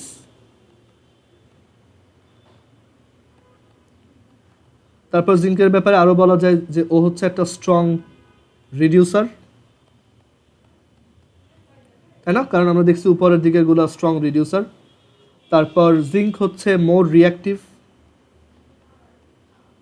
আমরা জাস্ট জিঙ্ক আর কপারের মধ্যে বলতেছি, সেটা হচ্ছে মোর রিয়াক্টিভ। তারপর জিঙ্কের ব্যাপারে আরও বলা যায় যে জিঙ্ক হচ্ছে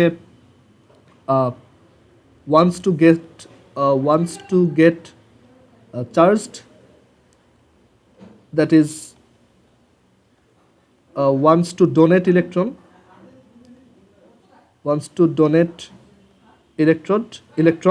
so এর জন্যই ওকে আমি অ্যানোড বানাইছি, কারণ ইলেকট্রন যে ছাড়বে ওইটাই তো অ্যাকচুয়ালি অক্সিডেশন।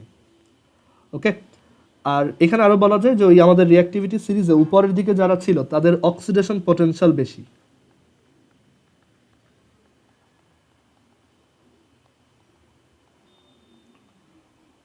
আর তাদের রিডাকশন পটেনশিয়াল লো।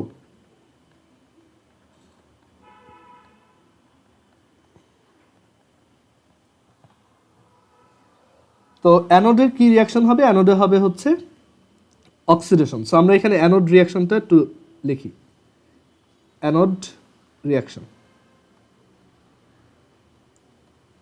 সো অ্যানোডে আমরা জানি অক্সিডেশন হবে, আর এটা কেন এখানে নেগেটিভ সেটা বুঝি। দেখো, অ্যানোড হচ্ছে জিঙ্ক মেটাল দিয়ে বানানো। আচ্ছা, এখন আমি জানি অ্যানোডে হচ্ছে অক্সিডেশন হয়, বা অ্যানোডের যেই মেটালটা নিছি তার নেচারই এরকম যে সে অনেক রিয়াক্টিভ, সে বেশি বেশি চার্জড অবস্থায় যাইতে চায়, অ্যান্ড সে হচ্ছে ইলেকট্রন ছাড়তে চায় আর কি বেশি। তো এখানে কোনটা হবে বলো তো? জিঙ্ক 2+ কনভার্ট হবে নাকি জিঙ্ক 2+ জিঙ্কে কনভার্ট হবে? কোনটা হওয়াটা বেশি logical in case of zinc? মানে জিঙ্ক থেকে আমি জিঙ্ক 2+ পাবো নাকি জিঙ্ক 2+ থেকে জিঙ্ক পাবো, কোনটা? হ্যাঁ, জিঙ্ক থেকে জিঙ্ক 2+, বিকজ জিঙ্কের টেন্ডেন্সি হচ্ছে সে চার্জড হইতে চায়।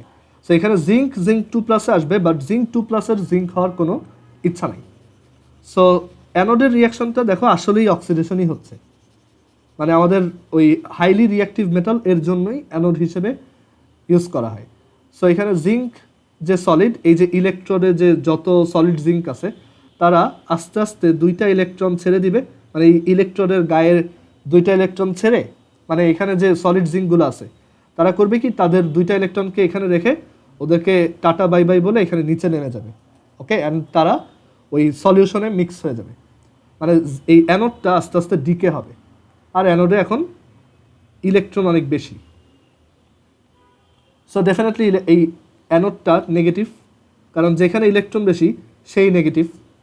সো জিঙ্ক 2টা ইলেকট্রনকে এখানে রেখে লাফ দিয়ে সলিউশনের মধ্যে পড়ে গেল। সো এই হচ্ছে oxidation, and that's why anode হচ্ছে নেগেটিভ। ক্লিয়ার? কারণ এখানে ইলেকট্রনের এক্সেস অ্যামাউন্ট প্রেজেন্ট। আচ্ছা, এবার আসা যাক ক্যাথোড রিয়াকশনটা।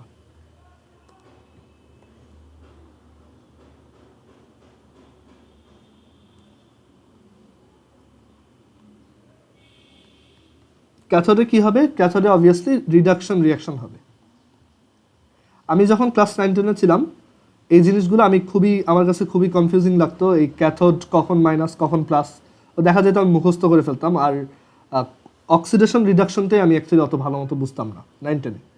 সো এর জন্য অ্যাকচুয়ালি অনেক এই চ্যাপ্টারটা আমার খুব ভয় লাগতো আর কি। পরে জিনিসটা কলেজে উঠে আবার ঠিক হয়ে গেছে। কারণ এটা অ্যাকচুয়ালি তুমি যদি বুঝে না পড়ো, তুমি যদি মুখস্থ করতে যাও যে ইলেকট্রোলাইসিসে অ্যানোড এরকম, তারপর ব্যাটারিতে অ্যানোড এরকম, তুমি খুব বেশি দিন মনে রাখতে পারবে না। এখানে অ্যাকচুয়ালি সব কিছু খুব বেসিক কনসেপ্ট দিয়ে বুঝতে হয়। একদম প্লাস মাইনাসের মানে ইলেকট্রনের ডোনেশন আর ইলেকট্রন রিসিভ করা, এইখান থেকেই অ্যাকচুয়ালি সব আইডিয়াগুলো আসে। সো এটা ভুলেও কেউ মুখস্থ করবে না, প্রত্যেকটা জিনিস বুঝবা অ্যান্ড কয়েকবার প্র্যাকটিস করবা, তাহলেই দেখবা যে তুমি এটাই বেশ ফ্লুয়েন্ট হয়ে গেছো। আচ্ছা, সো ক্যাথোডের রিয়াকশনটা হচ্ছে রিডাকশন রিয়াকশন। এবার ক্যাথোডে যে মেটালটা আছে তার ব্যাপারে একটু কিছু কমেন্ট এখানে লিখি। যে কপার হচ্ছে stage lower in electrochemical series,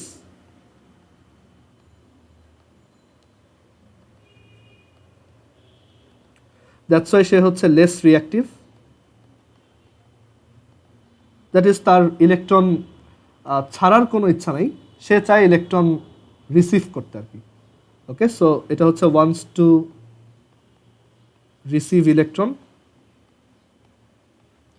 সে একটা উইক রিডিউসার, আর যে উইক রিডিউসার সে হচ্ছে অ্যাকচুয়ালি স্ট্রং অক্সিডাইজার।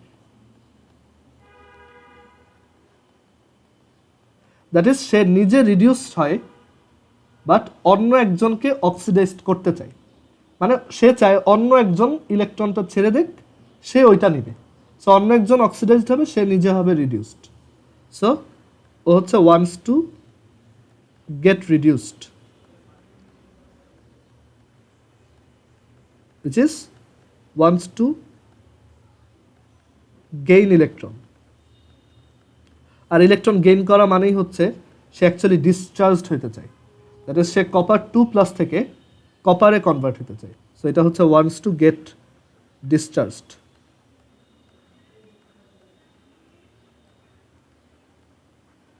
আর মানে এইগুলো তুমি কোনোটাই মুখস্থ করে খুব বেশি দূর যাইতে পারবে না। তুমি যদি ঠিকমতো না বুঝো, পরীক্ষার হলে তুমি প্যাচ লাগবে কোনটা কী ছিল। সো অবশ্যই একদম আমি যেভাবে প্রথম থেকে বুঝাইছি সব ওইভাবেই পড়বা, একটা লাইনও তোমার যাতে মুখস্থ করতে না হয়। আচ্ছা, এবার এখানে আরও দেখো, কপারের হচ্ছে রিডাকশন পোটেনশিয়াল হাই। মানে এই যে রিডাকশন পোটেনশিয়াল কথাটা যে বলতেছি, এটা বলতে বোঝায় তার রিডাকশন হওয়া মানে রিডিউসড হওয়ার টেন্ডেন্সিটা কেমন, সেটা অনেক বেশি। আর তার অক্সিডেশন পোটেনশিয়ালটা অনেক লো, দ্যাট ইজ সে অত বেশি অক্সিডাইজড হতে চায় না, একদম ঠেকায় পড়লে তখন অক্সিডাইজড হবে। মানে তার থেকেও যদি লো, মানে তুমি যদি আবার কপারের সাথে গোল্ডের করো, তখন কিন্তু কপার আবার অ্যানোড হবে, তখন ওর জন্য এই যে জিঙ্কের জন্য যা লিখছিলাম এইগুলো ওর জন্য অ্যাপ্লিকেবল হবে। আচ্ছা, সো ক্যাথোডের রিয়াকশনটা হবে এরকম যে ক্যাথোডে কপারগুলা কপার 2+ ভুলেও কনভার্ট হবে না, কারণ এটা তো চার্জড হচ্ছে বা এটা অক্সিডেশন হচ্ছে। সে এটা চায় না, সে চায় কপার 2+ গুলা কপারে কনভার্ট হোক। ওকে, এই নিচেরটা বেশি প্রবেবল।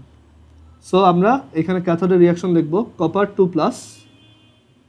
ইনফ্যাক্ট এইখানে এই যে জিঙ্ক যে দুইটা ইলেকট্রনকে ছেড়ে দিয়ে আসছিল, সেই ইলেকট্রনগুলোই এইখান থেকে ট্রান্সফার হয়ে এইখানে চলে আসছে। ওকে, কারণ একটা জায়গায় ইলেকট্রন যদি ইউজুয়ালের থেকে বেশি হয়, এটা হচ্ছে কাইন্ড অফ ওই যে ডিফিউশনের মতো, ইলেকট্রন ওইখানে বেশিক্ষণ থাকবে না, সেই যেই রাস্তা পাবে ওই রাস্তা পেয়ে ইলেকট্রন এখান থেকে দৌড় দিবে। দৌড় দেওয়ার পিছনে আরেকটা রিজন হচ্ছে এইখানে অলরেডি এক্সিস্টিং যে ইলেকট্রন, সব জায়গায় তো ইলেকট্রন আছে, সেইগুলো এই এক্সেস ইলেকট্রনগুলোকে রিপেল করবে। ওকে, এর জন্য ও দৌড় দিবে, মানে কাইন্ড অফ ইলেকট্রনের ডিফিউশন হয়, সে এরকম তার হায়ার ডেন্সিটি রিজিয়ন থেকে লোয়ার ডেন্সিটি রিজিয়নে আসতেছে। অ্যান্ড ক্যাথোডের ওই মানে ক্যাথোডে এসে সে জমা হইল, কপারগুলা কপার 2+ হবে না, আর কপার যেহেতু মেটাল সে নেগেটিভ আয়নও প্রডিউস করবে না। সো এইখানে এখন ওই এক্সেস ইলেকট্রনগুলো এখানে বসে আছে, এখান থেকে ট্রাভেল করে এখানে আসছে, আর সলিউশনের ওই কপারগুলো যখনই দেখবে এখানে কিছু ইলেকট্রন আসছে, সে সাথে সাথে ওইগুলোকে খেয়ে কপার এ কনভার্ট হবে।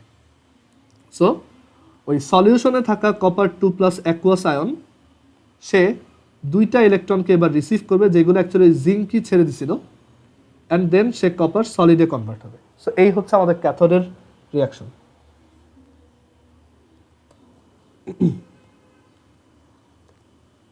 এই পেজটা বাদ গেছে, পুরাটা না, এখানে হচ্ছে এই লাস্টের দিকের জিনিসগুলো একটু বাদ গেছে। আচ্ছা, এনিওয়েজ নোট তো আছেই। সো যেটা বলতেছিলাম যে তোমার এরকম একটা ব্যাটারি অ্যাকচুয়ালি খুব বেশিক্ষণ কাজ করে না। মানে দেখা যায় যে খুব কুইকলি এই জিনিসটা ইমব্যালেন্সড, মানে খুব কুইকলি এই জিনিসটা ইমব্যালেন্সড হয়ে যায়, এই ইলেকট্রন ফ্লোটা থেমে যায় বা একটা স্যাচুরেটেড অবস্থায় চলে আসে, দেখা যায় এরপর আর কারেন্টটা ফ্লো হয় না। সো ওইটা করার জন্য এখানে একটা সল্ট ব্রিজ রাখা হয়, মানে এরকম একটা ইউ শেপের একটা গ্লাস টিউব এরকম রাখা হয়, ইউ শেপের গ্লাস টিউব, অ্যান্ড এইটার এইখানে হচ্ছে কটন দিয়ে রাখা হয়, আর এইটার ভিতরে পটাশিয়াম নাইট্রেটের সলিউশন রাখা হয়। সল্ট ব্রিজের সিগনিফিকেন্স কি, এটা আমরা নেক্সট ক্লাসে দেখব। সল্ট ব্রিজ হচ্ছে আয়নের ব্যালেন্সটা ঠিক রাখে। সল্ট ব্রিজ দিলে একটা ব্যাটারি অনেক লং লাস্টিং হয়, মানে এটা অনেকক্ষণ কাজ করে। আর তখন এই সেল ডায়াগ্রামেও যদি সল্ট ব্রিজ দেওয়া হয়, দেওয়াটা ম্যান্ডেটরি না, যদি দেওয়া হয় তখন এই ভার্টিক্যাল লাইনটা 2টা দাগ দিয়ে দেখাতে হয়, মানে এটা ইন্ডিকেট করে এখানে একটা সল্ট ব্রিজ আছে। সো বাসায় এই জিনিসগুলা বই থেকে রিডিং পড়বা, আর আমি যেভাবে পড়াইছি সেইগুলা দেখবা, অ্যান্ড নিজে বোঝার ট্রাই করবা। কোনো জিনিস মুখস্থ করার দরকার নেই, প্রথম থেকে বুঝে বুঝে আসবা, তাহলে দেখবা সোজা লাগতেছে। আর বই থেকেও একটু রিডিং পড়বা, কারণ অনেক সময় দেখা যায় আমি পড়াচ্ছি বাট বইতে হয়তো ছোটোখাটো কোনো ইনফরমেশন আছে, ওইগুলা অনেক সময় আমার মিস হয়ে যায়। সো বই থেকে একবার একটু রিডিং পড়ে ফেলবা। আর তোমরা বাসায় একটা কাজ করবা, সেটা হচ্ছে গ্যালভানিক সেল যেহেতু এখন বুঝাইছি, এটা কিন্তু ইলেকট্রোলাইসিসের উল্টা প্রসেসটা, তাই না? এখানে আমরা কেমিক্যাল এনার্জিকে কারেন্টে কনভার্ট করছি, ইলেকট্রিক এনার্জিতে কনভার্ট করছি। আর ইলেকট্রোলাইসিসে ছিল কারেন্ট ইউজ করে আমরা একটা কেমিক্যাল কম্পাউন্ডকে ভেঙে ফেলছি। সো তোমরা বাসায় এটা একটু নিজেদের মতো করে লিখবা যে ডিফারেন্স বিটুইন, এটা তোমার খাতায় পেজ ফাঁকা রাখো, এক পেজ, ওইখানে তুমি নিজে কিছু ডিফারেন্স একটা চার্ট বানায় লিখবা যে difference between electrolytic cell and galvanic cell. একটা তড়িৎ বিশ্লেষক কোষ আর একটা গ্যালভানিক কোষের মধ্যে ডিফারেন্স কি? গ্যালভানিক সেল মানে হচ্ছে ব্যাটারি আর কি।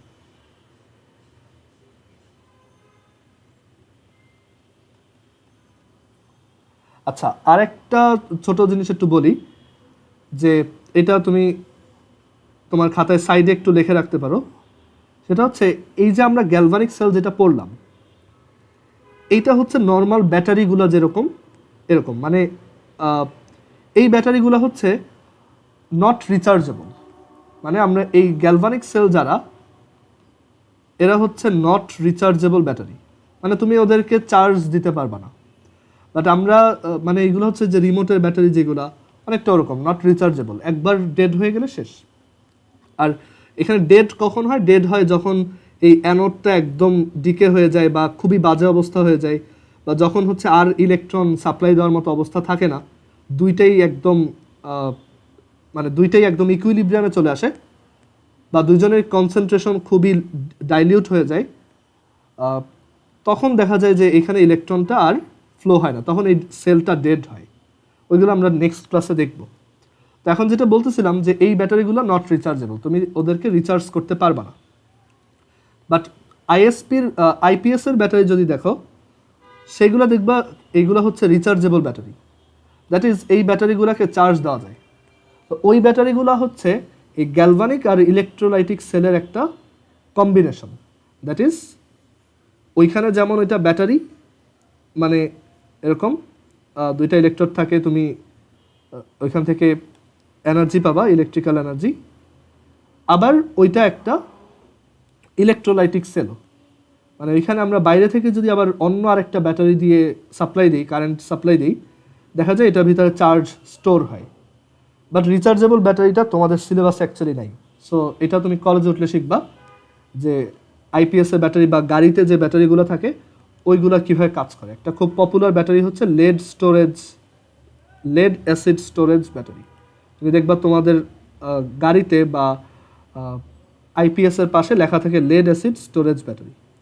আবার দেখবা যে অনেক সময় আইপিএসের ব্যাটারিতে যদি প্রবলেম হয়, লোক ডেকে ওইখানে একটু অ্যাসিড ঢালতে হয় যাতে ওইটা আবার ওইটাকে বলে অনেকে পানি ঢালে, আর আসলে এটা এক ধরনের অ্যাসিড। তো এই অ্যাসিডটা ঢাললে ওইটা আবার ভালো মতো কাজ করে আর কি। তো তোমরা বাসায় এই ডিফারেন্সটা একটু লিখবা, একটা চার্ট বানাবা, বইতেও দেওয়া আছে, বাট তোমরা নিজেরা কয়েকটা এক্সট্রা পয়েন্ট অ্যাড করার ট্রাই করো। আর বাসায় এই যে যা যা পড়াইছি এগুলা এই পর্যন্ত পড়বা। ওকে, সো এখন আমরা তাহলে জেনারেল ম্যাথে যাই।